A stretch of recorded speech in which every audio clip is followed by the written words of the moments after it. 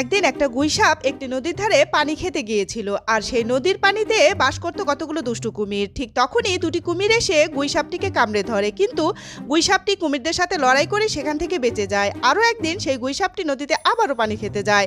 তখন সেই নদীতে থাকা একটি কুমির এসে আবারও সেই গুইসাপটিকে কামড়ে ধরে। সেই রাগে গুইসাপটি একদিন একটি বড় সাপকে গিলে খেতে ধরে, কিন্তু পারে না। অন্যদিকে একটি খিঞ্জির তার বাচ্চাকে নিয়ে নদীর ধারে পানি খাচ্ছিল। ঠিক সেই সময় নদীতে থাকা সেই দুষ্টু কুমির এসে খিঞ্জিটাকে ধরে, কিন্তু পারে না। একদিন নদীর ধারে একটি জংলি গরু পানি খাচ্ছিল। ঠিক সেই সময় একটা নেকড়ে বাঘ এসে গরুটিকে ধরে, কিন্তু ঠিক তখনই নদীতে থাকা সেই দুষ্টু কুমির নেকড়ে বাঘটিকে মাথায় জোরে কামড়ে ধরে। ওইদিকে একদিন একটা উট পাখি নদীতে পানি খেতে যায়, তখনই সেই দুষ্টু কুমির উট পাখিটাকে কামড়ে ধরে। ঠিক তখনই একটা বাঘ এসে দুষ্টু কুমিরটাকে কামড়ে ধরে, আর উট পাখিটা ছাড়া পেয়ে যায়।